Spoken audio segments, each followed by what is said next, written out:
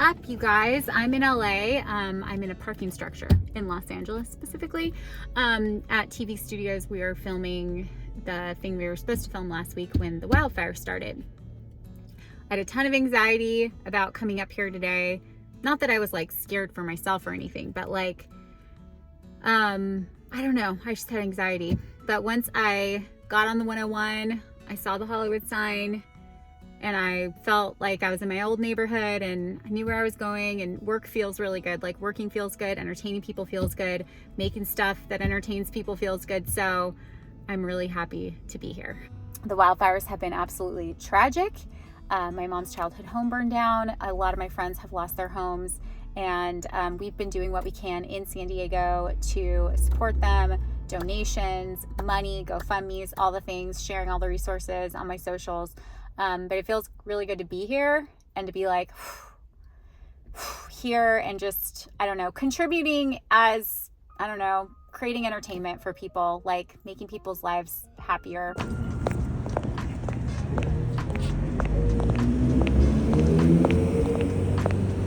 I just got home to San Diego. I decided to drive home tonight. We wrapped at like 7 p.m. I had a lot of fun. I can't say any details about the show I was working on, but it's a really funny comedy on TV. Anyways, I'm gonna go ahead and go to bed because I'm exhausted, but I'm gonna continue this in the morning. So I'll see you in the morning. Calm down. Calm down. Okay. Oh my God, I'm so excited.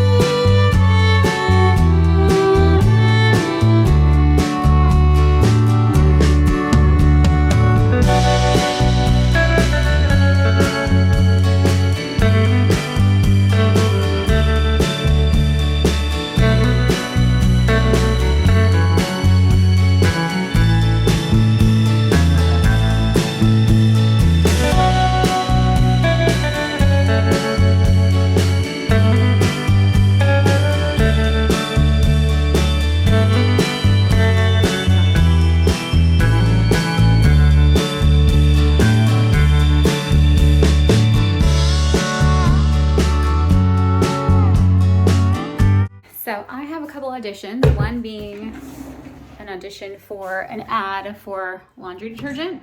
So I have laundry detergent.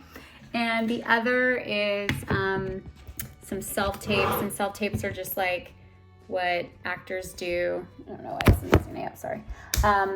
What actors do to send in to casting to see if they are right for the role. They want to like hear you talk, they want to get your vibe, all the things. So I am going to do those.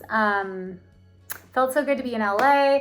Today I've just been like taking it easy. After I got the kids to school, I made sure to clean up the kitchen before I left so that when I didn't get back, I didn't waste any time cleaning up the kitchen because I have things I have to do before I pick the kids up from school.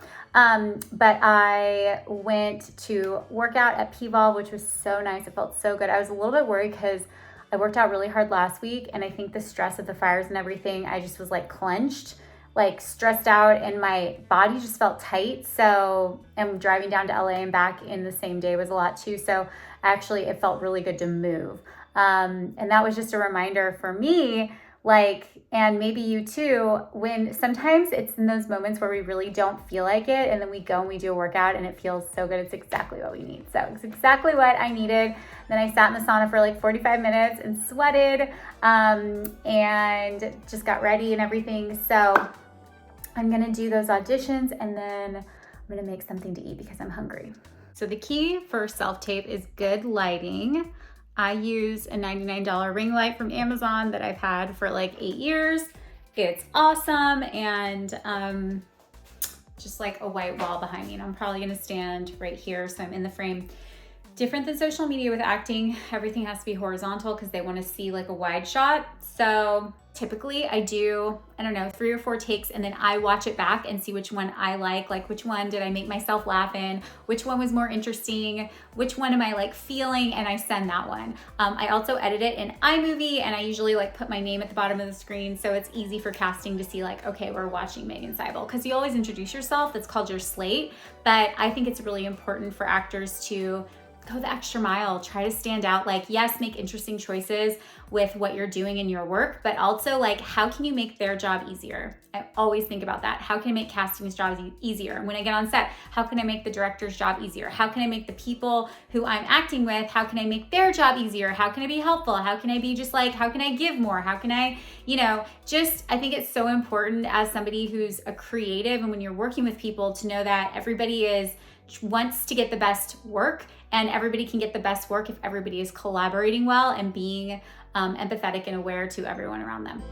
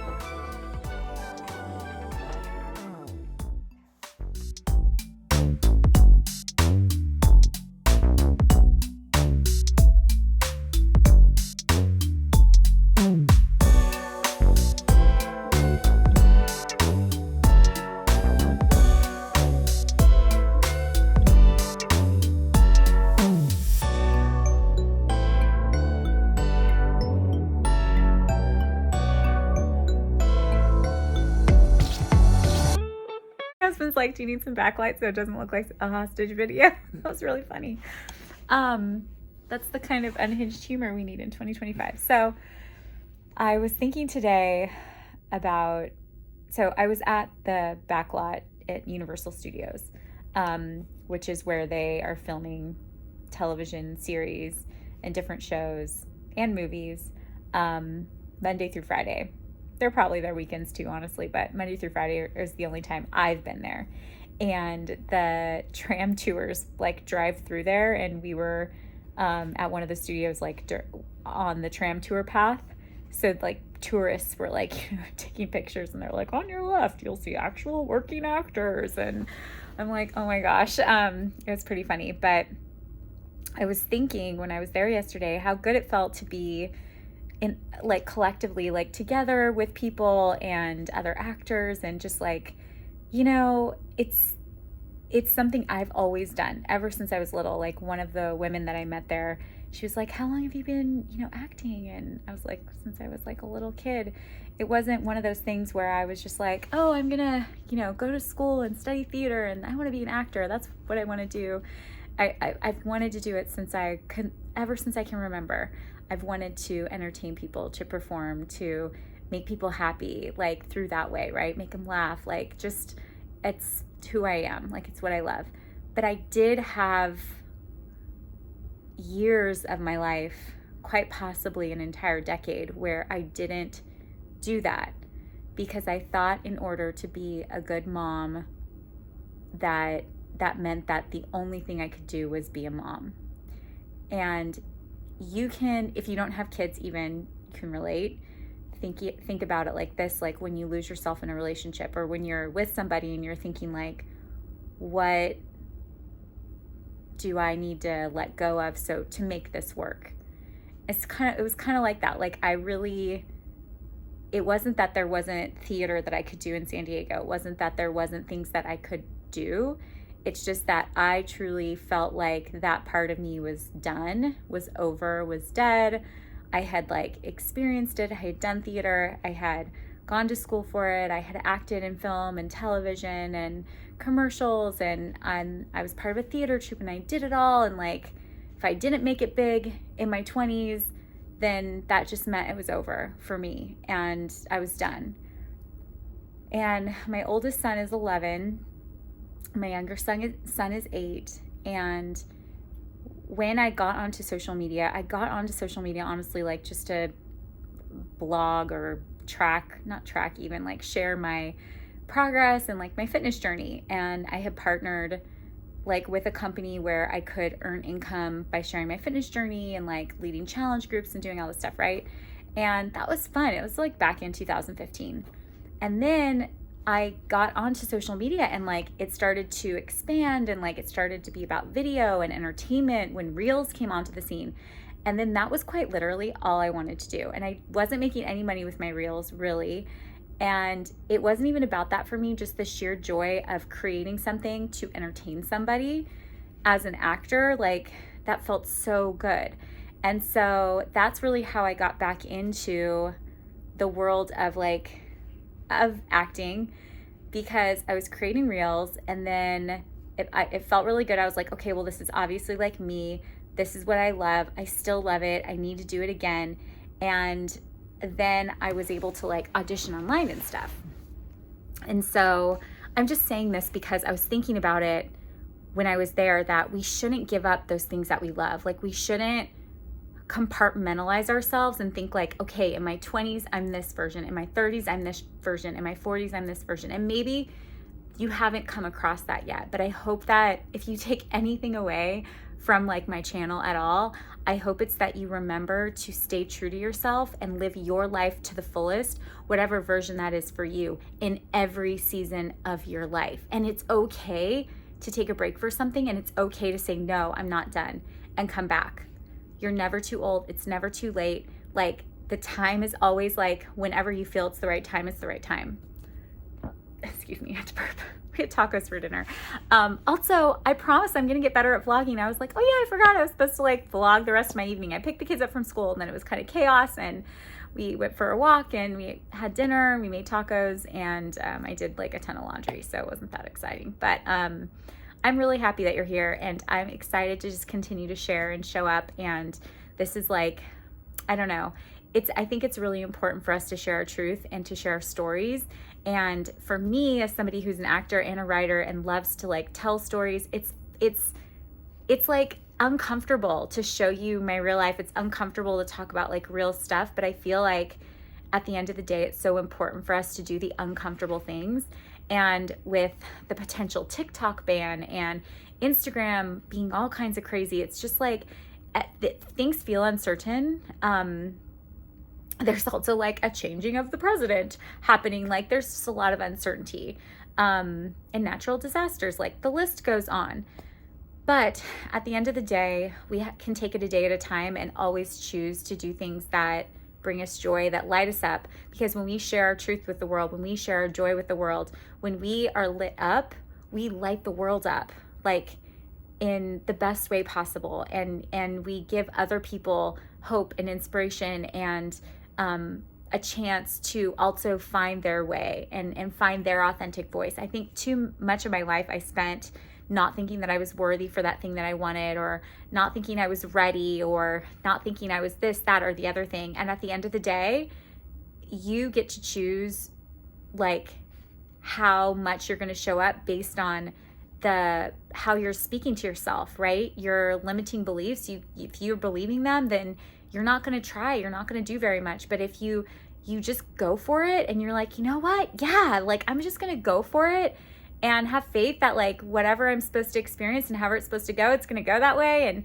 just be ballsy and like be confident and like put yourself out there and do the thing that you love. Because if you're doing the thing that you love, it's going to make you happy, and happier people. That's what we need. That's what we need in 2025, happier people. So anyways, thanks for hanging out with me today, and I'll see you in my next video.